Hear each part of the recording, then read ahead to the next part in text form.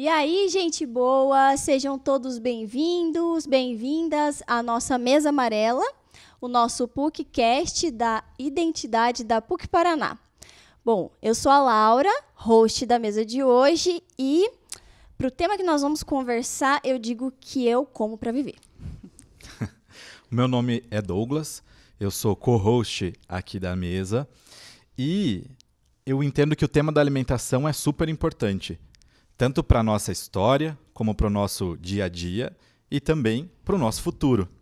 E para bater um papo de gente boa e falar sobre isso aqui conosco, a gente recebe hoje a Naomi Maier, ela que é cientista social, mestre em antropologia e também cozinheira. Seja bem-vinda à Mesa Amarela, Naomi. Obrigada, gente. Muito obrigada pelo convite. É um prazer estar aqui com vocês. Estou muito animada por esse papo.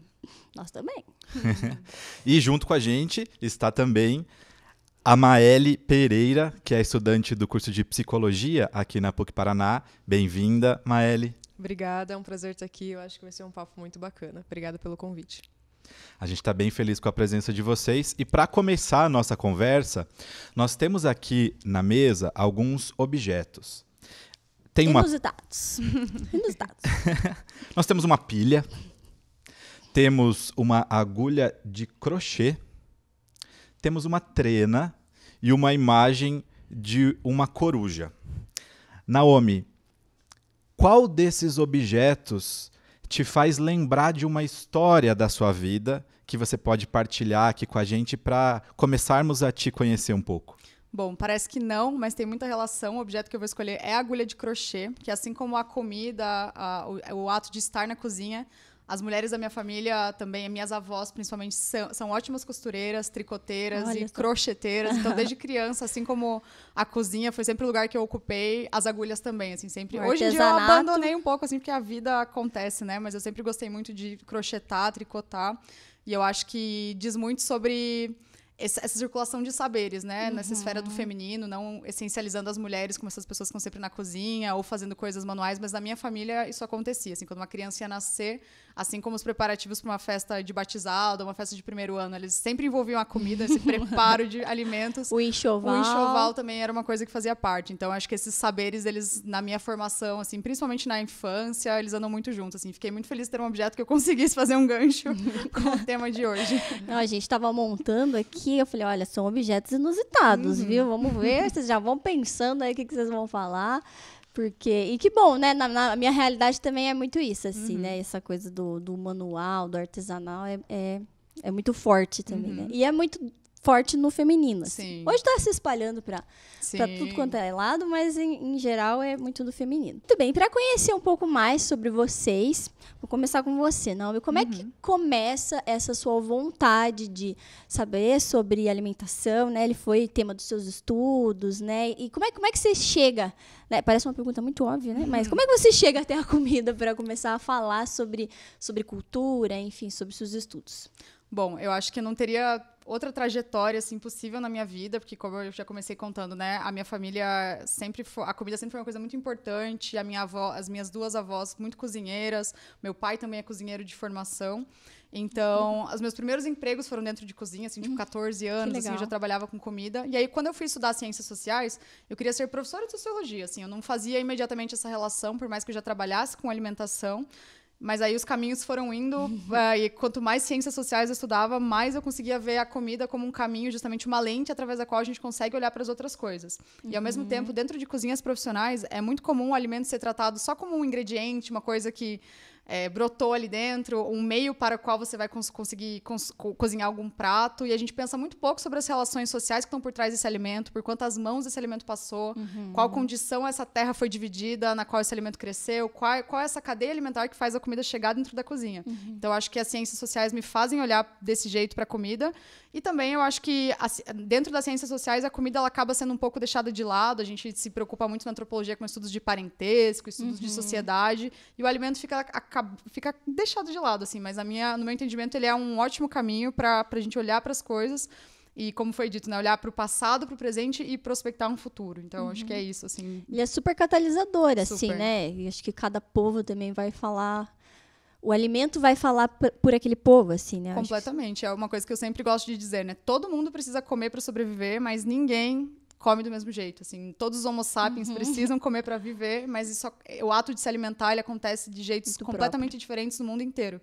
A gente acha que é óbvio, mas não é. Cada cultura, cada sociedade, cada tempo histórico, o alimento ocupa um papel, o alimento cumpre funções sociais diferentes.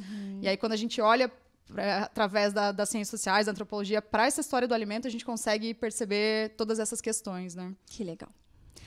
E você, Maeli? Como é que a gente ficou sabendo que você faz bombons e tal, e você falou para nós que gosta de cozinhar, tem umas novidades para contar, e que você já tava, eu falei, nossa, você vai ter que falar tudo isso aí de novo, porque essa história que você contou. Mas como é que você, né, aonde a comida está na sua vida, né? Quem é a Maeli na fila do pão? Bom, eu sou suspeita de falar. Na verdade, essa questão da comida sempre esteve presente na minha família. Então, a minha mãe cozinha muito bem. E ela sempre esteve nesses processos de preparar doces, né? Então, tortas, bolos, cupcakes. Ela é uma empreendedora, ela trabalha com isso. E aí isso acabou passando, né? O meu irmão mais velho também gosta, começou a fazer cupcakes para vender na escola, na época do ensino médio. Eu também comecei a fazer alfajor e outros doces, agora na faculdade fazendo os bombons, eu adoro. Minha irmã mais nova também faz de tudo um pouco, mas curiosamente quando eu era mais nova, na época da adolescência, a cozinha não era muito minha praia, assim, né? Olha só. Era mais para a questão dos doces, mas a comida, de fato, né, que a gente prepara no dia a dia não era o meu forte. Até que eu comecei a trabalhar numa cozinha. Nós vendíamos marmita por delivery. E ali eu comecei a aprender, né, os processos mais básicos. E aí eu replicava o que eu acabava aprendendo ali em casa e fui pegando gosto pela coisa. Mas ali também foi um espaço de reflexão, né? Eu comecei a perceber e observar, né, toda a questão logística de organização, de como que esses insumos chegam e todo o processo que implica, né, nessa refeição chegar até o cliente, não é só uma simples marmita. E também me colocou para pensar sobre outras coisas que vêm antes disso, né? O plantio, quem são as pessoas envolvidas nesse processo. Acho que hoje a gente tem tudo muito facilitado, né? A gente vai até o mercado ou não necessariamente às vezes precisa ir até o mercado. Caixinha, né? Exatamente, né? Então são questões que acabam ficando apartadas. E aí, com essa experiência, fui ingressando aos pouquinhos, né? E como eu estava comentando, recentemente eu tive a oportunidade de participar do Social Gourmet, que é uma iniciativa social e um projeto de gastronomia solidária, e que ali nós aprendemos a fazer massas artesanais e recheadas, tudo do zero, os molhos.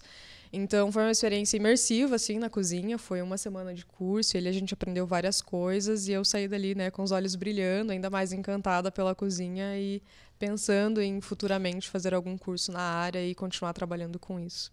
Que legal. Muito bom. Naomi, qual a pergunta que não quer calar? Você já falou em outros momentos sobre isso e a gente quer saber. Por que comemos o que comemos? Né? O que a comida fala sobre a nossa história, a nossa cultura?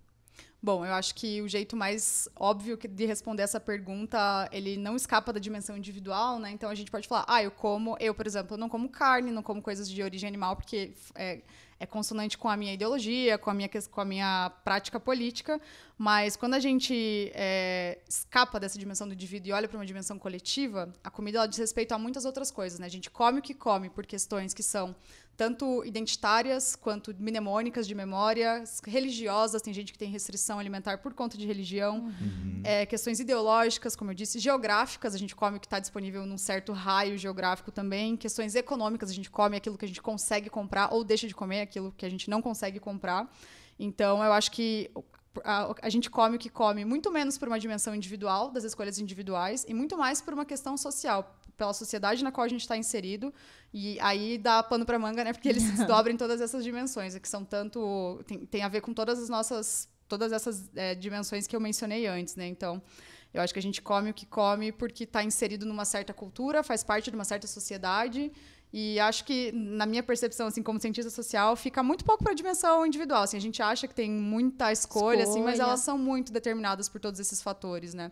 Tanto que quando você olha para... Se a gente botasse numa linha do tempo, as escolhas alimentares que as nossas avós, por exemplo, poderiam fazer, escolhiam comer, não tem nada a ver com o que a gente consegue escolher hoje, né? Então, essas coisas estão sempre se transformando e a gente está à mercê de todas essas questões. E Maeli, você assim, acha que a gente escolhe o que come? Olha, eu Será acho que temos é essa liberdade? Então, é uma pergunta complexa, tanto a pergunta quanto a resposta, né? Como o nome já trouxe, tem várias questões implicadas, e eu diria que a minha resposta é sim e também não. Eu diria que sim, pensando em hábitos alimentares, pensando em substituições que a gente poderia fazer no dia a dia, por exemplo, trocar um refrigerante por um suco natural na hora do almoço. Na parte da tarde, ao invés de comer uma bolacha recheada, talvez comer frutas. Nesse sentido, eu diria que sim. Mas eu também digo que não, porque tem uma série de coisas envolvidas nesse processo, fatores, né? Então, se a gente pensar, né, na nossa realidade atual, que a gente está numa corda bamba, né? Que esse aumento do preço das coisas, e principalmente dos alimentos, por si só já acaba causando uma restrição, né? E muito grande se a gente for pensar para quais pessoas. E também tem toda uma questão que a gente está vivendo no contexto atual, né, da questão da insegurança alimentar, que a gente tem um número muito grande de pessoas vivendo nessa realidade. Então eu deixo o questionamento na mesa, né? Será que a gente realmente escolhe o que come? E se sim, quem consegue escolher o que come, né? Eu acho que é uma questão bem ampla. Então talvez exista aí algum espaço, alguma margem para escolhas individuais, mas isso é bem limitado diante de todos esses outros fatores, né? Eu acho que sim. Mas aqui Com você certeza. falou, por exemplo, eu opto por não comer produtos de origem animal. Sim.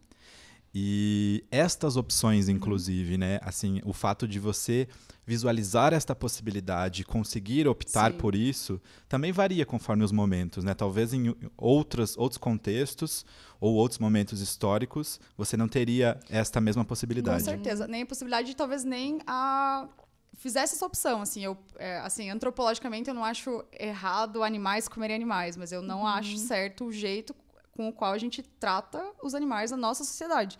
Quando, por exemplo, eu estou numa aldeia indígena, que eu fiz todo o meu trabalho de campo de mestrado lá, essas pessoas, por exemplo, caçam um tatu. 20 pessoas partilham numa refeição de uma carne de tatu, ou uma larva que cresce num certo tipo de palmeira. Não é muito diferente você comer um animal nesse contexto de você comer um animal no contexto de encarceramento dos bichos, num contexto de uma prática agropecuária predatória que desmata muito para expandir esses rebanhos. Então, por isso mesmo, né? Acho que é muito contextual e aí que tá, né? Eu sou uma pessoa que posso escolher o que como, mas como a Maeli bem falou, essa não é a realidade para a maioria das pessoas do Brasil, né? A gente não pode deixar de falar. É incrível falar sobre alimentação, mas também é muito triste por causa disso, né? A gente nunca pode deixar esse horizonte da desigualdade escapar quando a gente fala de alimentação. Até a hora que a gente estava preparando o roteiro, assim, né, que a gente estava fazendo as nossas reflexões, o Douglas também, né, faz a opção, por exemplo, de não comer carne. E aí, algumas pessoas que eu já escutei, né, eu falo, acho que a frase que mais escuto é, mas daí você come o quê? Né? Aquela coisa assim Sim. da nossa visão, às vezes até limitada. Eu acho Com que tem uma certeza. série de limitações, assim, Sim. econômicas e tal. Mas tem muito essa coisa do cultural, assim, né? certeza. Que você até tinha mencionado, assim, tipo, como que a gente se identifica com aquele alimento naquele formato, com aquela Sim. estrutura e tal. Acho que isso também é bem forte, assim, culturalmente. Com certeza, eu acho que dá pra gente pensar de dois jeitos, né? Essa pergunta, não tenho dúvida que todos os vegetarianos escutam, mas não come carne, come o quê? Meu Deus, não tem mais escolhas. Mas pensem que a gente é educado a não saber fazer uma refeição sem coisa de origem animal. Você acorda de manhã, se você não vai comer queijo e presunto, você come... As pessoas acham que não tem Come o opção para além disso, come o quê? E numa outra perspectiva também, pensando no papel cultural, né? Toda vez que eu vou falar sobre carne, assim, eu acho muito importante a gente falar aqui no Brasil também qual é o papel simbólico que o consumo de carne ocupa, assim, né? Existe toda essa cultura de que uma ascensão de classe, uma melhora de vida, ela é relacionada à maior possibilidade de comer carne. Então, tem famílias de periferia que é uma felicidade para a pessoa conseguir colocar um pedaço de carne na mesa. Será que essa pessoa é o problema do sistema agroalimentar? Eu acho que não. Então, eu acho que a gente tem que ter também no horizonte a dimensão simbólica. Quão importante é para as pessoas o consumo de carne e por quê? O que ele diz para essas pessoas? Que elas estão melhores de vida, que elas estão conseguindo nutrir a família delas de um mais jeito acesso. diferente. Então, sempre tem muitas nuances, né? Falar sobre alimentação. E aí tem uma ideia, né, que as pessoas dizem assim, você é aquilo que você come. Sim. Faz sentido para vocês essa fala? Eu acho que tem um tom de clichê, pensar que a gente sempre ouve isso, mas tem um fundo de verdade bem grande nisso, né? Como a Naomi comentou agora, tem várias questões envolvidas. E eu acho que quando eu penso em alimento, para várias pessoas, tem a questão da memória afetiva envolvida, né? De pensar na família ao redor da mesa, dos amigos reunidos e do que a gente está consumindo ali, que às vezes passa despercebido, mas que faz parte, né? Com certeza. Eu acho que tem uma ideia que ela é muito forte nas cosmologias dos povos indígenas, que é quando você come um alimento, você está incorporando. Olha essa palavra, incorporar. Você está pondo dentro do seu corpo. Então, se você é o que você come, o que você está incorporando? Quando, assim, fazendo um exercício de pensar, né? Se você vai no mercado e compra de uma grande marca que tem, sei lá, se a gente vai olhar hoje os casos de denúncia por trabalho análogo à escravidão, muitos deles estão em fazendas do agronegócio. Então, você é o que você come. O que você está incorporando no seu corpo junto com esse alimento? Né? Claro processo, que não é uma coisa literal, mas é uma Sim. coisa para se pensar. Né? Então, se a gente é o que a gente come, dá para ir para muitos caminhos, né? Pensando a partir dessa perspectiva. Quem você está se tornando a cada Exatamente. garfada. Cada né? garfada. Exatamente. E aí você fala, então, na sua pesquisa de mestrado, você estudou, então, essa culinária de povos originários. O que desta culinária a gente conseguiu manter na nossa mesa hoje em dia e o que se perdeu e, de repente, a gente poderia ou até deveria trazer novamente? Eu acho que não posso começar a responder essa pergunta a partir de uma perspectiva de tirar, quando a gente fala em povos originários, só para vocês terem uma dimensão, só em termos de Brasil, a gente está falando de mais de 300 etnias. Sim. Então, não é como se existissem os povos originários. São completamente diferentes. Então, a minha experiência de mestrado é com um povo só, que são os Imbiá-Guarani, que é uma população que ela é situada no sul da América do Sul. Né? Existem Imbiá-Guaranis do Rio Grande do Sul, Paraguai, Argentina, até Espírito Santo. Então, a minha pesquisa foi numa aldeia só. Existem só no litoral paranaense 5. Então, eu acho bastante importante a gente localizar e tirar dessa generalidade. Assim, não é como se todos os indígenas do Brasil comessem mandioca e peixe. Essas coisas são muito mais complexas do que a gente aprende. E não é por mal. Né? Eu acho que existe todo um projeto que justamente faz a gente pensar que existem esses povos originários, e nós. E aí a gente poderia voltar até para o próprio período colonial. Né? Com a colonização do Brasil, chegam essas pessoas vindas da Europa para cá. E quando o Brasil começa a se construir como tal, né? O que é esse país? Que nação é essa? Existem, por exemplo, a gente estava conversando antes de começar, né, sobre Gilberto Freire, esses teóricos do Brasil. O que é o Brasil? E a alimentação tem um papel muito importante para a construção de uma identidade nacional. E quando a elite brasileira começa a construir essa ideia de identidade nacional brasileira, a alimentação que eles têm como parâmetro não é a alimentação dos povos originários. Por exemplo, o milho, que é meu objeto de pesquisa, era comida de bicho, comida de indígena, comida de gente pobre, enquanto o ideal que se almejava era eurocentrado. Olhava-se para as cozinhas francesas como se aquilo fosse o bom comer. E tudo que a gente faz aqui é de segunda classe, é uma coisa, então, muito... não deveria ser levado em consideração.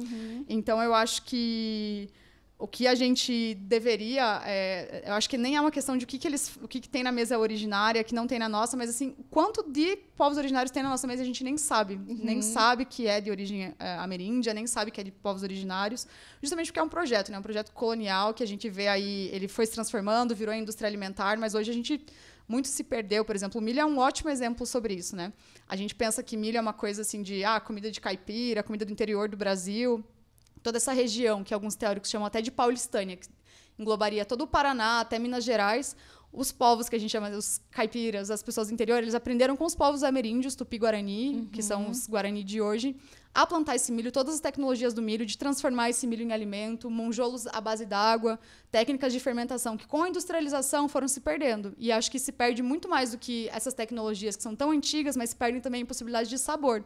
A gente não sabe que gosto tem essas coisas mais, porque a gente vai no mercado e só tem milho transgênico, milho do pacotinho, milho na lata.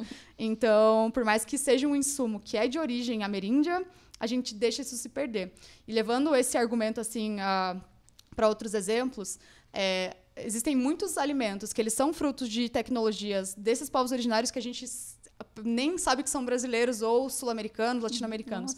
Se você olha para a cozinha italiana, assim, é um exemplo que eu sempre gosto de dizer. O que a gente pensa quando pensa em comida italiana? Molho de tomate, nhoque, massa. Gente, a batata, o tomate, o pimentão são alimentos originários das Américas. Então, foram alimentos que foram levados para a Europa com a colonização, mas que eles não existiriam se não fosse por causa... Patenteado lá Exatamente. Jeito. A gente não pensa em cozinha italiana sem molho de tomate, mas, na verdade, o tomate é um fruto que os ameríndios domesticaram, e é uma domesticação que a gente é muito acostumado a dizer que tecnologia são só coisas, nossa, super tecnológicas, que vêm de lugares muito distantes, mas... Imaginem quantos milênios de manipulação desses alimentos foram necessários para chegar onde eles estão. Então, isso também é tecnologia. Então, eu acho que o que falta na nossa mesa é o que falta para a nossa sociedade, que é reconhecer esses outros saberes como fontes legítimas de conhecimento, fontes legítimas de coisas incríveis, assim. Eu acho que a gente tem muito a perder se a gente continuar não olhando para esses lugares como fontes de tantas coisas incríveis.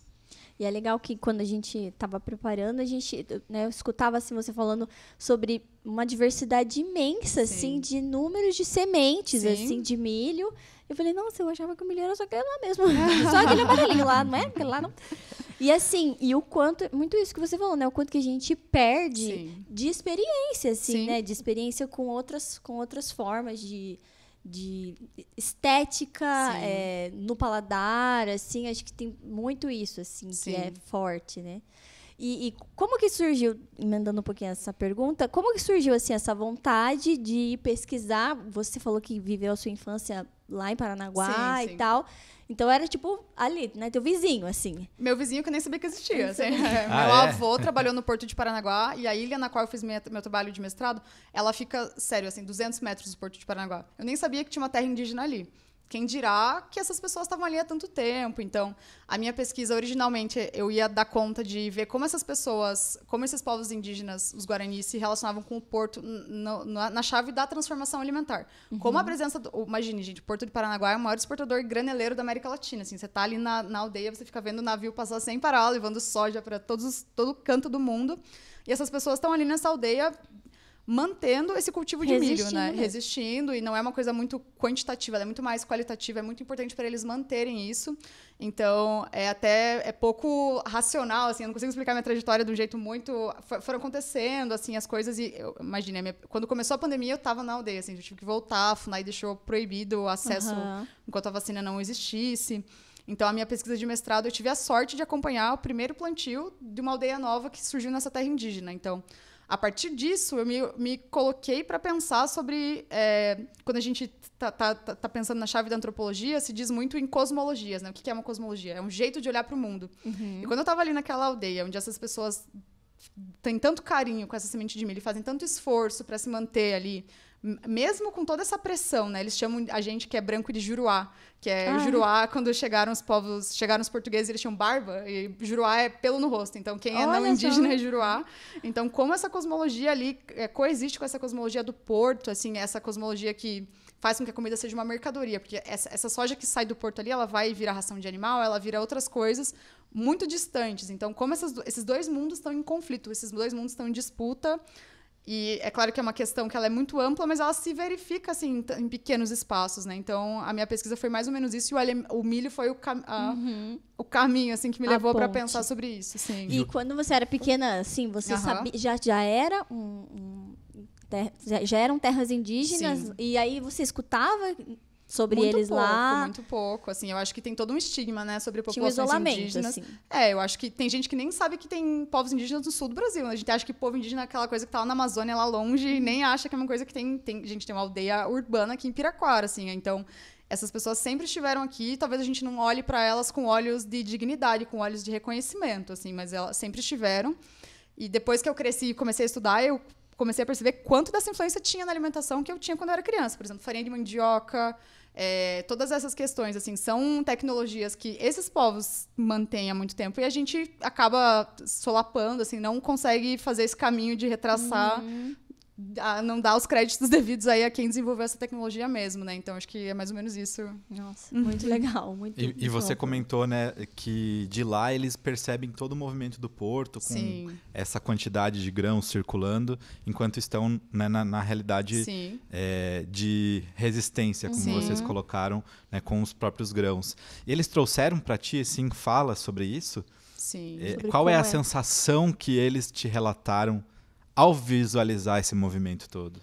Eu acho que, na verdade, o choque ele é muito mais meu, assim, eu fiquei muito impressionada, assim, as primeiras noites que eu passei na aldeia, assim, ele é muito perto de onde os containers são movimentados, então você fica ouvindo um barulho, tipo, trovoada, assim, e são os containers se movimentando. Eu fiquei chocada, fiquei impressionada de, meu Deus, esses dois mundos estão aqui tão próximos um do outro e a gente nem sabe que esse outro existe.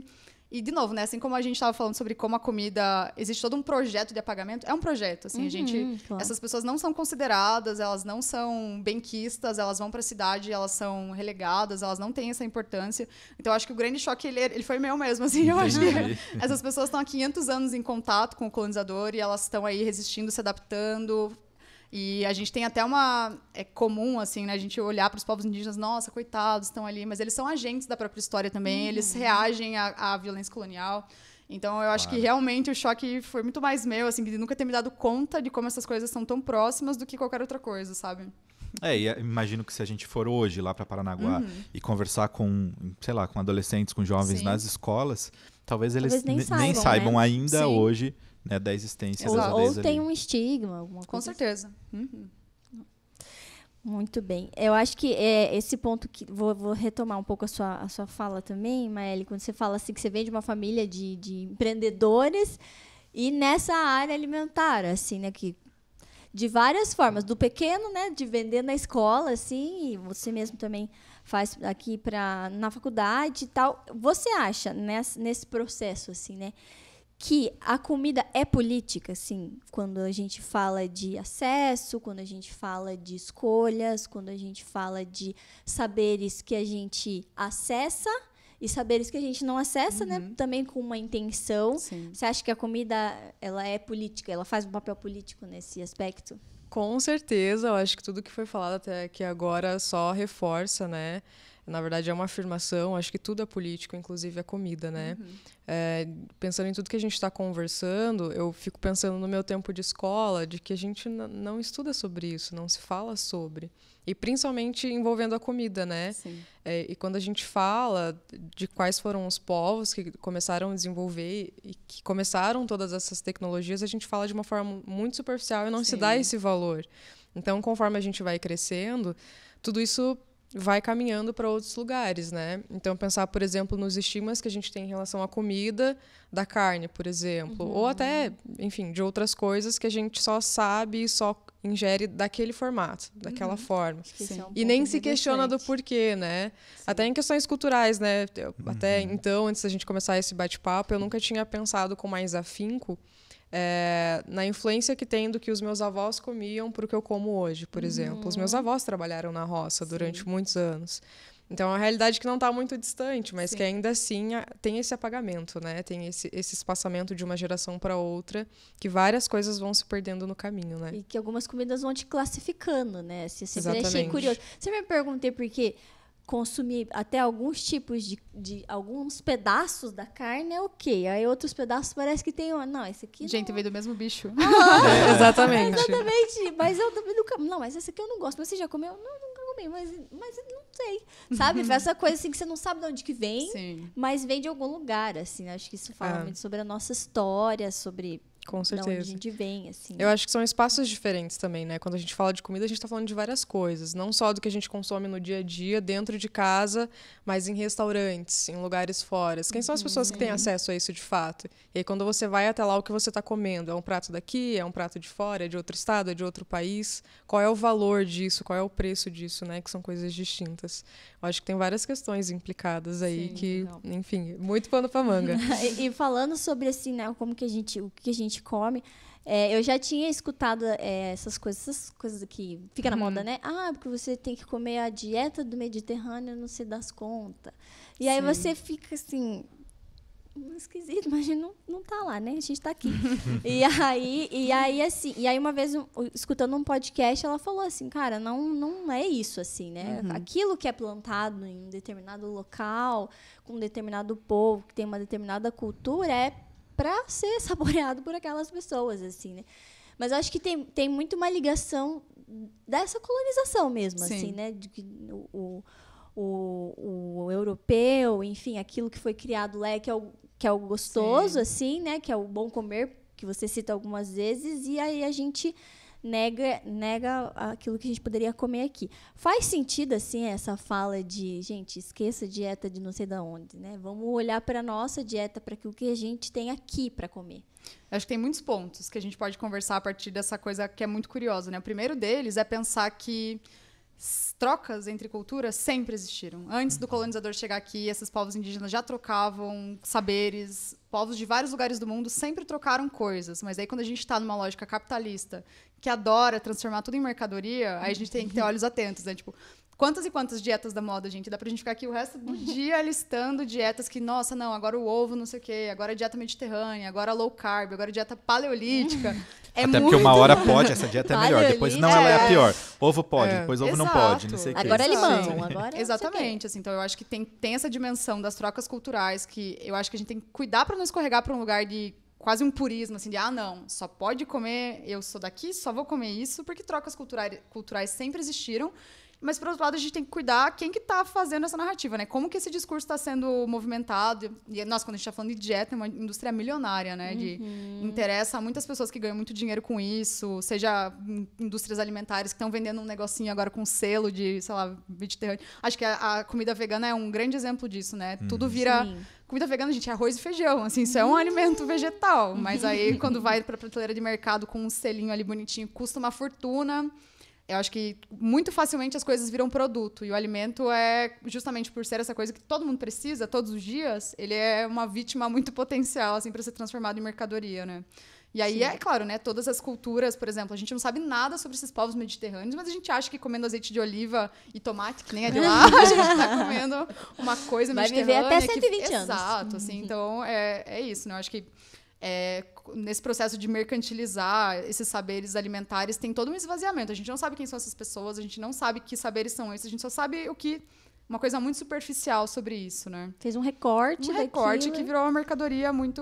E é a fonte da juventude, né? Exato, sempre. Ou fonte sempre... do emagrecimento, essas coisas que a gente é muito preocupado na nossa sociedade, né? A gente cai num lugar bem perigoso, né? De pensar que é uma mesma fórmula para todas as pessoas. Sim, que, na verdade, precisam comer e ingerir coisas diferentes, né? Sim. E a gente cai num lugar bem perigoso aí, né? Tal dieta é milagrosa, ou faz tal coisa, ou comendo tal coisa, serei 100% saudável. Sim. Daí acaba aquela coisa no mercado, porque todo mundo vai comer. Né? Dieta do limão, aí acaba com o limão. Sim.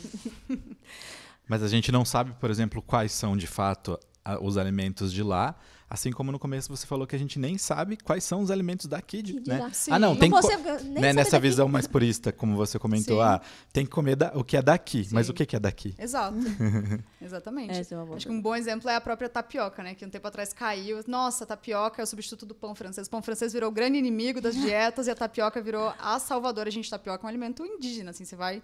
Vários povos indígenas manipulam a mandioca dezenas de anos. Existem milhares de tipos de mandioca. A gente acha que mandioca é uma só, mas existem centenas, dezenas de milhares de tipos de mandioca nesse território todo. A gente não sabe, a gente só quer ir no mercado e comprar ali porque é fitness, porque, sei lá, é low carb, alguma coisa dessas, assim. E justamente, né, todo o apagamento histórico que essa mercantilização do alimento traz consigo. É incrível, né? Esse poder da narrativa também, de construir as coisas. Quem está contando a história, Exato. né? Quem está contando a história. E falando em quem está contando a história, você também apontou nessa experiência que você fez do mestrado, o papel das mulheres, assim, né? E aí a gente começa, eu achei muito simbólico, assim, que você escolha a agulha de crochê, porque a gente trouxe essas mulheres, né? Essa ancestralidade. O que você repara lá? E aí, quando a Maélia falou assim, porque começa com a minha mãe e tal, e a gente vai notando esse feminino, assim, né? Presente. Como que era esse papel das mulheres indígenas desse espaço que você né, teve contato? Eu acho que é importante também a gente dizer que associar mulheres à cozinha não é uma essencialização. Eu não estou dizendo aqui que nós, mulheres, nascemos para cozinhar, porque é um pensamento meio conservador e até meio perigoso, assim, né? Dizer que mulheres nasceram para cozinhar, como se homens adultos não pudessem, não devessem ter a capacidade de fazer seu próprio alimento, né? Mas todo mundo tivesse que se virar. Todo mundo tem que fazer um arroz e feijão, gente. É o mínimo, assim, para sobreviver, né? Mas, nesses contextos indígenas, a gente observa, através de várias etnografias, vários trabalhos antropológicos, uma certa consonância de saberes femininos e tecnologias que as mulheres guardam com a cozinha. E o milho ele é muito simbólico para os povos Biá-Guarani, porque, justamente, as mulheres, por exemplo, elas viajam para uma outra aldeia, elas trocam espigas. E essas espigas elas são guardadas, as sementes são plantadas. Com a colheita, existe um ritual, que é o Nhamongaraí, que é o batismo das sementes de milho. E as sementes são batizadas junto com as crianças. Então, essas crianças recebem o nome delas junto com o batismo dos milhos. E quem é responsável por transformar esse alimento, esse milho alimento, no milho comida, são as mãos das mulheres. Então, elas detêm a tecnologia de fazer esse milho virar comida própria para o ritual, para fazer, como a gente está falando, de incorporar. Elas são as responsáveis por fazer que todas as pessoas da aldeia incorporem toda essa história, toda essa trajetória, toda essa história milenar que é contada através das sementes, né? Então, no caso da minha pesquisa, a associação das mulheres com a comida passa por aí. Como detentoras dessa história. Sim, assim. sim. E eu achei, não sei se tem essa ligação, mas conforme você foi falando, eu fui pensando assim, que é o simbólico, né, da criança, né, que Sim. saiu de uma mulher, Sim. né, e dessa história, no caso do milho ali, que Sim. também vai ser contada por outras mulheres, assim, né? Acho que isso é forte, assim. E aí tem uma relação entre o alimento e o sagrado também, me Nossa, parece. muito. Com né? certeza. E não como. Eu acho que, na verdade, todas as sociedades têm isso em algum grau, né? A gente, por exemplo, estava até conversando com o meu companheiro ontem, quaresma. A gente para de comer um certo tipo de alimento. Todas as sociedades têm restrições ou prescrições alimentares vinculadas a essa dimensão do sagrado, seja que sagrado for esse.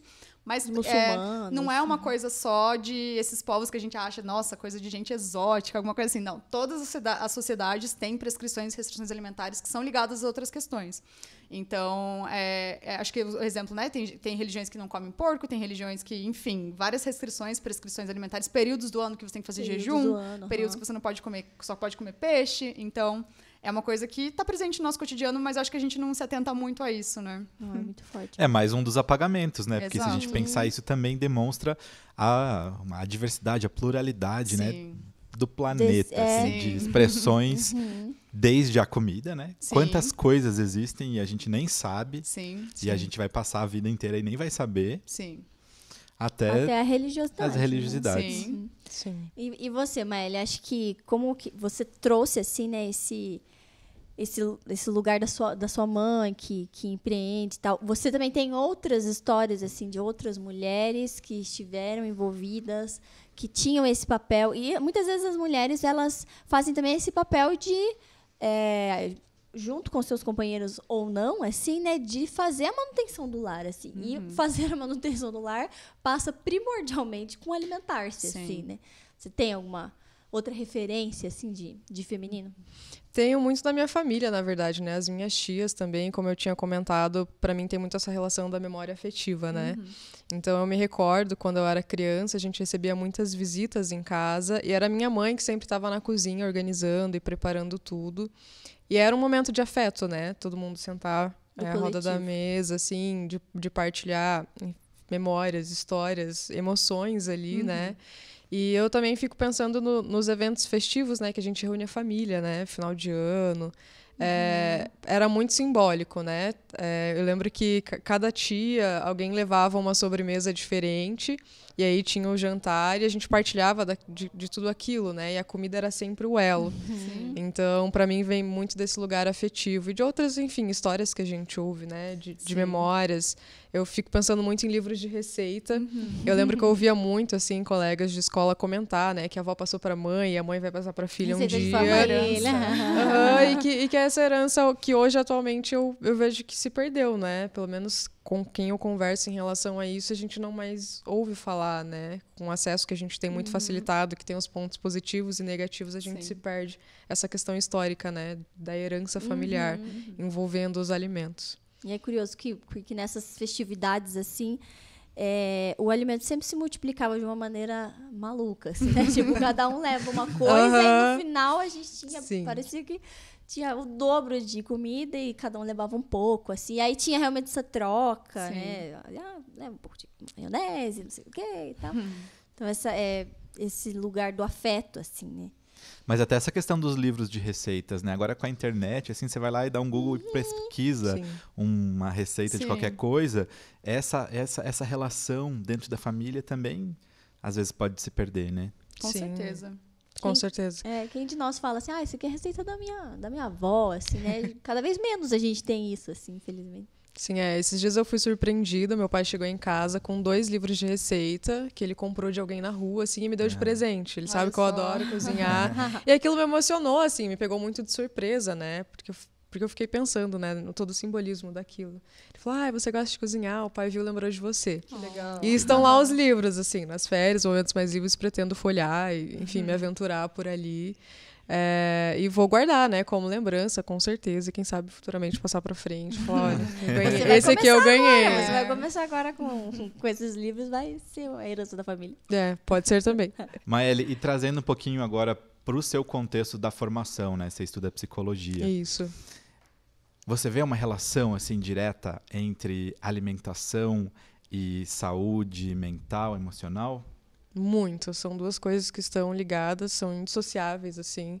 Confesso que há pouco tempo eu não tinha uma preocupação no sentido de pesquisar e me informar sobre. Conforme eu fui lendo, pesquisando, vídeo, né, podcast, enfim, é uma imensidão, assim, né? E tem uma relação muito direta, assim. Tem vários estudos e pesquisas na área que falam sobre o quanto o que a gente consome afeta muito na nossa saúde mental, né? Então, nos nossos processos atencionais, na regulação do humor, do sono, de tudo que envolve toda essa questão de saúde mental e o quanto a influência pode ser tanto positiva quanto negativa. Sim. Então, tem vários estudos, eu achei bem interessante, que falam sobre a relação dos hábitos alimentares com a depressão, os transtornos de ansiedade, Olha por só. exemplo, e o quanto isso afeta diretamente a sintomatologia disso, tanto para positivo quanto para o negativo. Tem vários estudos que apontam o que aqueles voluntários consumiram e como isso afetou de maneira positiva, assim como a gente sabe que a má alimentação, no sentido de qualidade nutritiva, também afeta, né? Então, por exemplo, o consumo excessivo de açúcar e cafeína afeta em muito quem tem transtorno de ansiedade, por exemplo, né? E que isso é muito visível. Mas enfim, é uma área de estudo bem ampla, assim, que envolve às a vezes psiquiatria, a nutrição. Passa batido, assim, né? Você Passa fala, muito mas, batido. tudo a ver. E tem tudo a ver, né? O que eu como eu como, quando eu como. Então, são todas questões que estão quantidades. interligadas. Exatamente. E que passa batido, né? Até a gente começar a conversar sobre isso nas pesquisas que eu estava fazendo, não era um tema de conversa entre nós mesmos, no meio acadêmico, sobre a relação de alimentação com a saúde mental e que tem tudo a ver, né? Que é muito importante. E aí tem dois elementos, né? Assim, esse aspecto mais nutricional, bioquímico, que tem esses reflexos todos, mas também puxando para um aspecto mais emocional, aquilo que a gente vinha conversando, né? Da relação que se estabelece com a comida, Sim. pessoalmente, familiarmente, socialmente. E tem todo o contexto que a gente vive, né? Sei lá, pensar em estudantes como eu, universitários, né? Tem muitos que trabalham o dia todo, vêm direto para a faculdade, então tem uma rotina que ela não está em casa. Alguns conseguem ainda preparar o próprio alimento, né? Carregar uma marmita, enfim, outros não. E aí, quando a gente volta para a questão, né? Se a gente pode escolher o que come de fato ou não, pensar nos contextos, né? Será que é acessível eu conseguir comprar um prato de comida para jantar no intervalo da aula ou aquele salgado que é mais acessível? Então, tem várias questões envolvidas aí, né? Quando a gente fala sobre isso. Isso aí. E eu acho que esse ponto que a Maeli toca, assim, sobre esse período da universidade o jovem, né? É uma coisa assim que acha que vai viver 1000 anos. E aí é uma coisa que é a alimentação, não sei, eu quando era jovem, né? Também pensava isso assim, não preciso me preocupar muito se eu tô me alimentando bem, se eu tô me alimentando adequadamente e tal, né? Eu acho que também passo por esse lugar. E aí depois começa a dar um monte de sintoma, assim, né? E talvez o alimento seja a última coisa. Acho que a última coisa que a pessoa pensar, será que eu tô comendo direito? Assim, acho que tem essa coisa, acho que a gente banaliza um pouco, assim, né? Essa nossa relação com o alimento, assim. Tipo, não é só uma barrinha hoje, uma barrinha amanhã. E aí a gente acaba se perdendo, assim. E como ela comentou antes, é isso que a gente está incorporando, né? A gente está se tornando isso. Sim. Então, daí a gente depois não sabe por que a nossa vida está cada vez mais acelerada, as coisas estão cada vez mais confusas e tudo mais. Você tem um projeto, Naomi, que chama Fome de Entender, é isso? Sim. Eu queria que você explicasse um pouquinho para a gente o que é esse projeto, né? E também, já aproveitando a deixa, para te perguntar em relação à fome. Sim. Né? A gente volta para o mapa da fome. Esta é uma realidade que, diante de toda essa exuberância do planeta Terra, né, que poderia trazer tantas possibilidades alimentares, por que a fome ainda é uma realidade tão gritante? É uma utopia a gente pensar em que não precisaria ter fome no planeta? Bom, começar do comecinho. Então, Fome de Entender é um projeto que, na verdade, ele surgiu de uma inquietação. Eu estudo, como a gente já conversou, né? Eu sempre ou tô cozinhando, ou pensando em comida, ou estudando alimento. E durante a pandemia, com os ambientes universitários fechados, eu sentia muita falta de interlocução, muita falta de ter com quem conversar sobre alimentação. Gente, todo mundo sempre gosta de falar sobre comida. E aí eu comecei com esse projeto virtualmente, assim, né? Ele é um projeto que eu gosto de dizer que ele é de divulgação científica, porque eu faço esse esforço de pegar coisas que ficam, às vezes, muito restritas ao ambiente acadêmico, artigos, dissertações, e fazer com que eles... Não simplificar, porque eu acho que as pessoas não têm capacidade de entender. Não é isso. É transformar numa linguagem que faça esse conhecimento chegar mais longe, assim. Então, eu acho que a alimentação é um caminho perfeito para que isso aconteça. E ele também é de ativismo alimentar justamente por essas coisas que você mencionou, né? A gente está falando de um contexto de fome. E a comida, como a Amélie falou antes, né? A comida é política, tanto porque, na nossa dimensão individual, é uma escolha política você determinar se o seu dinheiro vai para uma grande rede de supermercado francesa bilionária ou se ele vai para uma família de agricultores familiares. Então, isso é uma escolha política também. E numa segunda dimensão, que ela é um pouco mais ampla, porque a comida, ela é um direito humano garantido por Constituição, ela é o direito humano à alimentação adequada é garantido há muitos anos em constituições de vários países, ou seja, é obrigação dos governos garantir isso. E garantir uma alimentação adequada não passa só por botar comida na mesa das pessoas, ou como alguns políticos já chegaram a defender, dar ração humana para as pessoas para que elas tenham ali calorias suficientes para não morrer. Quando a gente está falando de garantir a alimentação via políticas públicas, a gente está falando tanto de saneamento básico, a gente está falando de reforma agrária, a gente está falando de redistribuição de renda, política de emprego. Então, tudo isso tem a ver com alimentação. Então, acho que o ativismo alimentar, ele passa por tudo isso, justamente porque num planeta abundante, em que a fome já deixou de ser uma questão de falta de comida, se a gente via que na Idade Média, sei lá, tinha uma grande praga que destruía a plantação e as próximas gerações eram muito afetadas pela falta de alimento, hoje a fome não é uma questão de falta de comida. É uma questão de escolha. É uma questão de escolhas políticas. Então, eu acho que acho que, na verdade, é uma utopia a gente achar que está tudo bem, a gente achar que é isso mesmo, que o mundo vai ser assim e que é tudo bem, pessoas vão morrer de fome. Gente, não está tudo bem. A gente está num país que é um dos maiores exportadores de alimento e a gente tem pessoas que moram na beira dessas plantações que estão sem acesso à alimentação. Então, o tópico para mim é achar que está tudo bem do jeito que as coisas estão, assim, e não achar que a gente tem potencial de mudança, porque justamente não é uma questão de falta de comida. Faz muitos anos já que a gente tem potencial de produzir alimento suficiente para todas as pessoas, mas a gente não faz por quê? Por que não faz? Aí que tá. Aí é uma pergunta que... Essa é a reflexão. Essa é a reflexão. Por que a fome ainda é uma questão? É uma coisa tão básica, gente. Assim, não dá para você sair de lugar nenhum. Não dá para você querer que as pessoas façam de barriga vazia. Você quer o quê das pessoas? Assim, que elas estudem, que elas trabalhem, que elas tenham empenho. Como? Se a gente está falando de uma coisa tão básica. E é muito triste, na verdade, né? Viver num país que...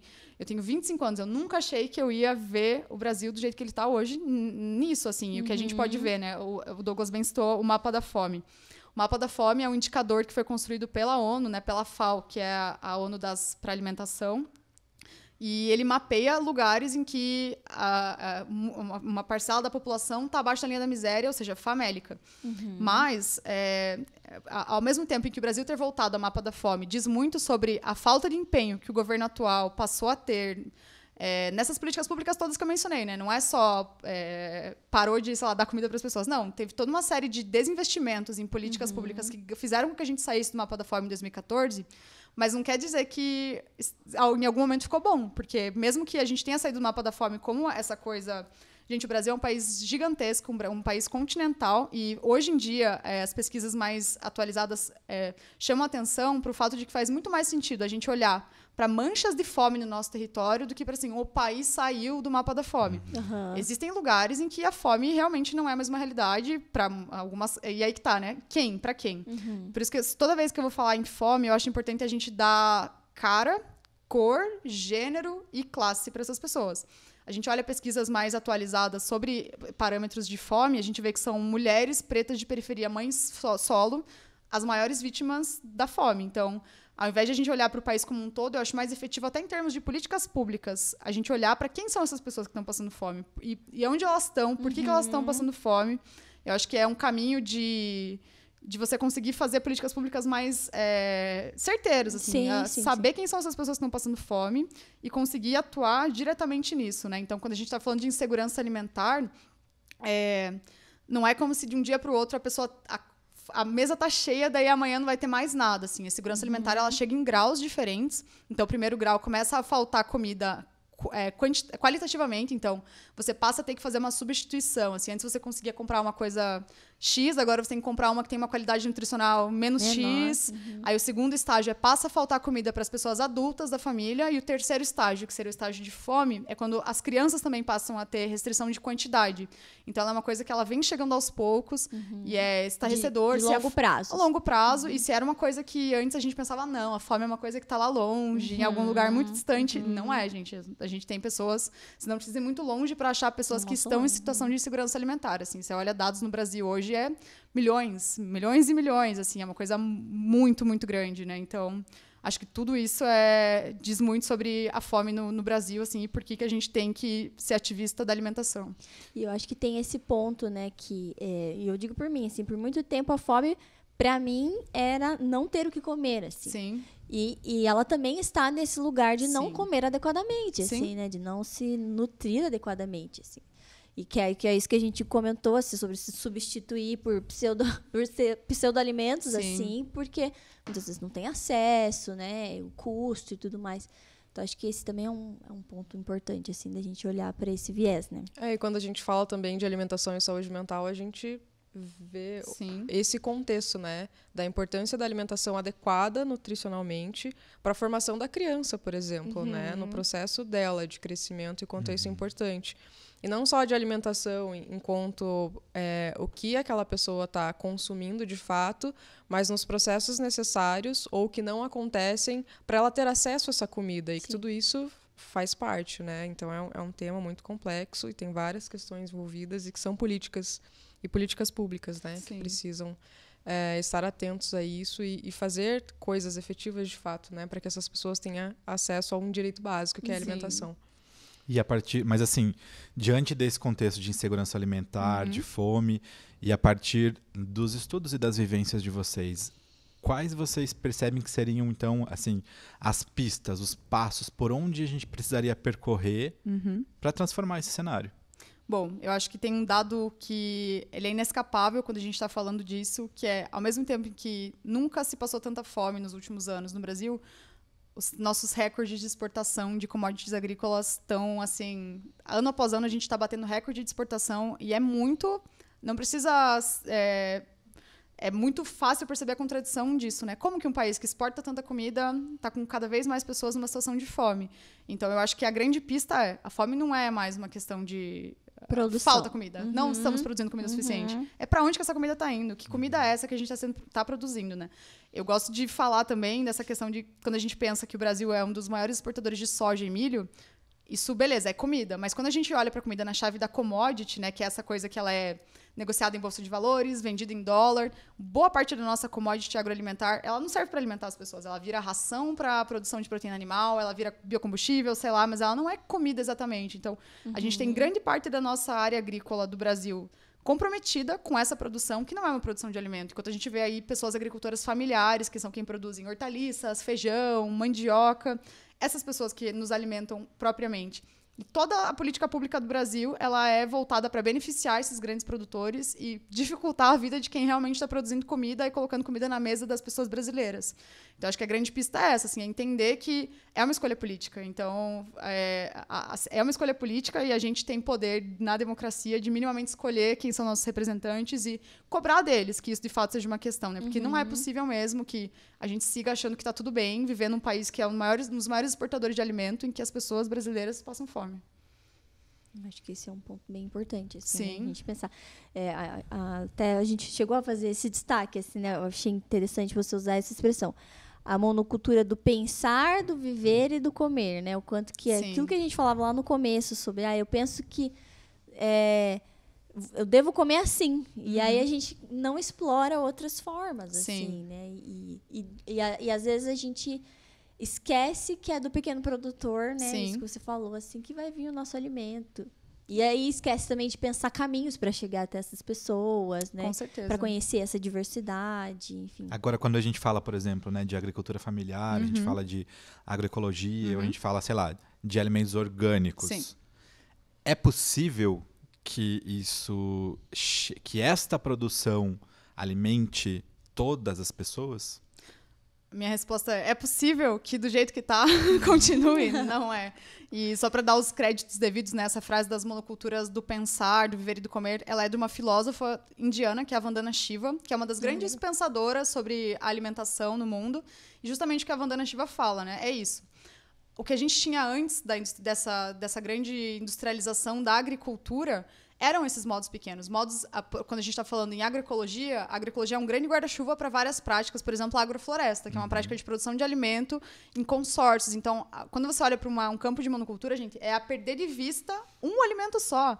Isso é horrível, assim, não existe... se tem uma coisa que é mais antinatural do que isso, eu simplesmente não conheço, assim, que é você dedicar hectares e hectares para uma cultura só. E aí, não é uma cultura só, não é só soja do lado de soja. O solo fica comprometido, os insetos ficam comprometidos, a vida humana fica comprometida. Então, o que a Vandana Shiva está chamando a atenção é para quando a gente faz essa escolha pela monocultura do plantar, ela reflete também, né? A gente incorpora todas essas coisas. A gente acha que só existe um modo de produzir comida, só existe um modo de viver, enquanto, na verdade, as práticas agroecológicas estão mostrando pra gente que não.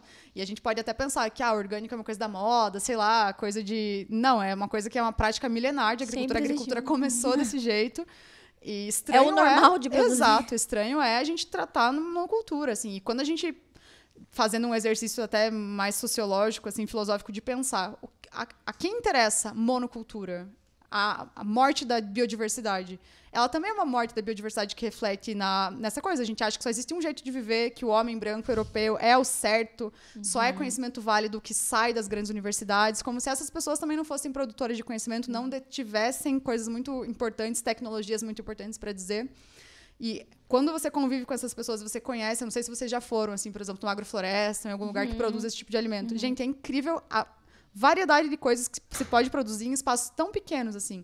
Isso reflete na variedade, deveria refletir na biodiversidade humana também, né? Se a gente quer construir ambientes cada vez mais diversos, abertos efetivamente à diversidade, a gente tem que olhar e se inspirar na agroecologia, nessas práticas de valorização da diversidade, não de aniquilação da diversidade, né?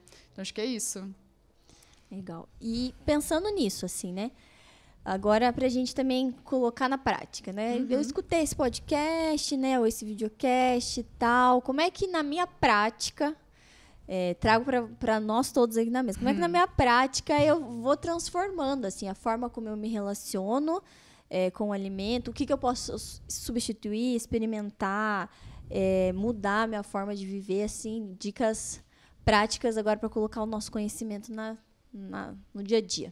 Perfeito. Como a gente está falando aqui para pessoas que estão numa universidade, num centro urbano, cada vez mais essas iniciativas de agroecologia estão chegando próximas. Então, a gente tem aqui no entorno da PUC, no centro de Curitiba, várias feiras agroecológicas. Então, eu sugiro que a gente tem uma frase que eu gosto muito, que é desempacote menos e descasque mais. Então, buscar Legal, comer gostei. menos os pacotes e tirar mais coisas das cascas. Procurar minimamente conhecer um pouco quem produz seu alimento.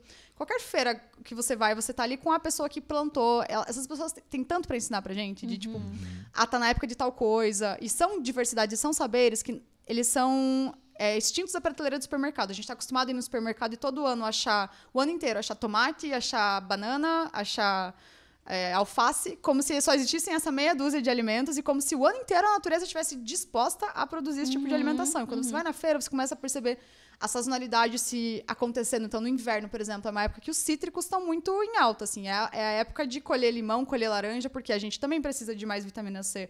Nosso sistema imune está precisando, então a natureza faz com que... Tem um sentido disso. Completamente. E é um sentido que a gente deixa de lado, absolutamente, se a gente só está acostumado a esse cabresto do supermercado, o cabresto das prateleiras, dos pacotes. Então, eu acho que cada um, dentro das suas possibilidades, né, dentro de cada realidade que é muito diversa, tentar se aproximar um pouquinho de um produtor, visitar uma feira, nem que você não possa, às vezes, comprar só orgânicos, mas passeia, vê o que está nessas barracas, conversa com as pessoas que estão produzindo o alimento.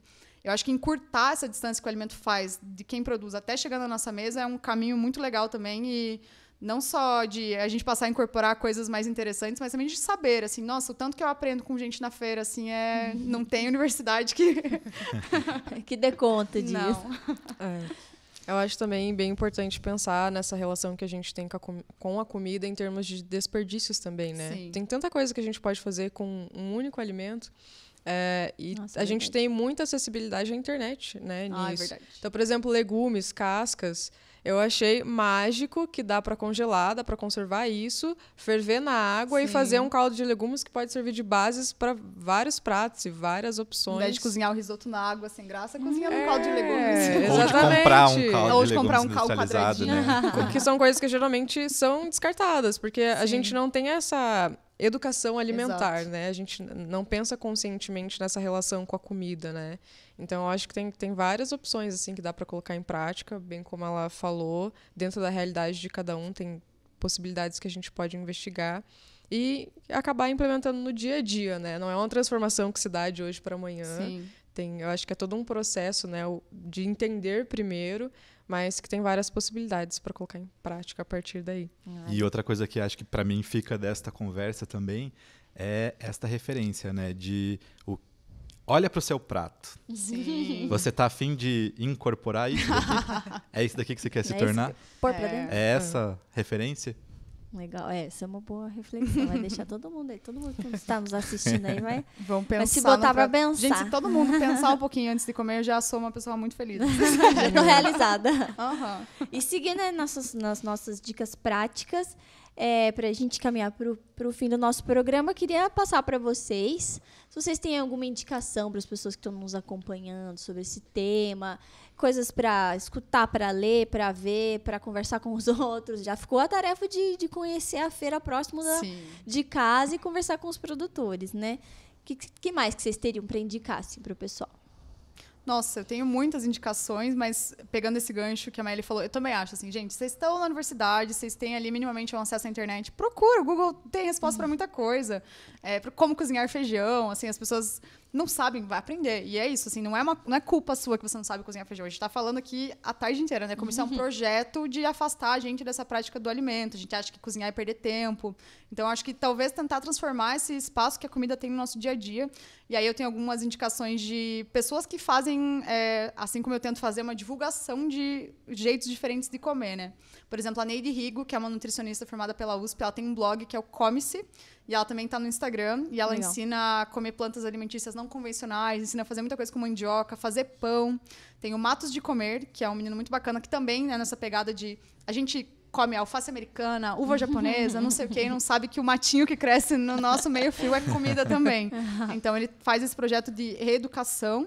E tem uma pessoa que eu gosto muito, que é a Sandra Guimarães. Ela tem um blog que chama Papa Capim. E ela é uma ativista vegana já há mais de 20 anos. E nesse blog ela compartilha receitas vegetais muito simples, muito fáceis. Nada de comprar carne de mentira, sei lá o quê. Não, com as coisas que você tem, com mandioca, com feijão, com a comida mesmo, você aprender a cozinhar, né? Eu acho que se eu posso deixar algumas indicações, são esses três, assim, cada um num nicho um pouquinho diferente. E a internet está aí cheia de opções. Muito bom. Eu diria também essa mesma pegada, né? A gente tem muito acesso à internet, rede social, tem tudo muito facilitado, mas também a gente se conectar com o nosso entorno, seja familiares, roda de amigos, de puxar para a roda de conversa, né? O que a gente está comendo, como é que a gente faz, se sou eu que faço ou não. Eu acho que essa conversa com quem a gente convive diariamente também é importante de entender, né? Que eu acho que é outra forma de se conectar com isso de uma forma diferente. Que legal. Eu até estava conversando com elas aqui eu falei, nossa, mas eu acho que eu não tinha nada para indicar e fiquei pensando, mas conforme eu ia estudando sobre o tema, eu me lembrei muito de um documentário que se chama Seremos História. Talvez as pessoas achem pelo título de Before the Flood. E ele é, na verdade, um documentário sobre mudanças climáticas, mas numa dada altura lá ele vai falar um pouco sobre como a gente pode mudar a nossa forma de se alimentar, com pequenos hábitos, mas que já nos coloca a pensar a respeito também das mudanças climáticas, que eu achei bem interessante. Vai para a lista, com certeza. Vai para a lista. E aí fui reforçar com a Naomi, que já há algum tempo está na minha lista da Geografia da Fome, do Josué de Castro. Ela falou, sim. Entra aí na indicação para todo mundo para ler sobre Josué de Castro e sobre uma história que foi escrita há bastante tempo, mas que ainda se repete na nossa realidade, né? Com certeza. O grande mérito do Josué de Castro, que é esse geógrafo, é justamente fazer com que a gente entenda que a fome não é uma questão de o solo de tal lugar é pobre ou as pessoas não sabem plantar direito. Não, é uma escolha política, é uma escolha social, tem alimento para todo mundo, só falta ter política pública e ter um projeto grande que faça que a comida chegue na mesa das pessoas, né? O Josué de Castro é uma grande referência, né? A gente estava conversando sobre ele antes. Ele escreveu há quase 100 anos atrás, tipo, nos anos 30, 40, até os anos 60. E vale a pena todo mundo dar uma... Tão atual, nossa, com certeza. Tem mais, amigo? tem mais um documentário também que é bastante conhecido, que é o Food Matters, que é A Comida Importa. Fala um pouco sobre essa relação com a comida, né? Que acho que é uma recomendação também. E aí, só para deixar... Se vocês pesquisarem na internet, vai ter vários materiais para falar sobre esse tema do vegetarianismo, da alimentação vegana, que também, né, é um desdobramento daquilo que a gente está falando aqui, como outros caminhos alimentares possíveis, né? Sim. E aí tem o Cowspiracy, que é o documentário mais conhecido, digamos assim, dessa discussão, mas se jogar no Google lá documentários sobre alimentação vegetariana, alimentação vegana, tem uma série de materiais que acho que, acima de tudo, não é dizer assim, siga esse caminho ou faça aquilo, né? Alimente-se desta forma. Mas... pense sobre, né? Pense sobre isso e visualize que há diferentes caminhos, né? A gente não precisa ficar restrito a esta monocultura Com certeza. do hábito Do alimentar também, isso né? É verdade. Muito bem, meninas. Eu agradeço vocês. Nós agradecemos. Douglas também agradeço. Maeli, Naomi, obrigada pelo papo. Acho que a gente também se desconstruiu bastante aqui, se reconstruiu, pensou de uma outra forma. Quero agradecer também, né, aos nossos patrocinadores, a FTD, a Chamex, a equipe toda que esteve aqui conosco, o pessoal do Farol 1817, a vocês, né, que estão nos assistindo, né, que estão nos acompanhando, que refletiram aqui com a gente, que ficaram com essas tarefas agora, né, de pensar um pouco sobre o assunto, mudar os hábitos, quem sabe, né? E a gente está muito feliz assim com esse episódio. Esperamos que vocês tenham gostado. E a gente se encontra, né, no próximo episódio. Tá bom? Até lá, gente!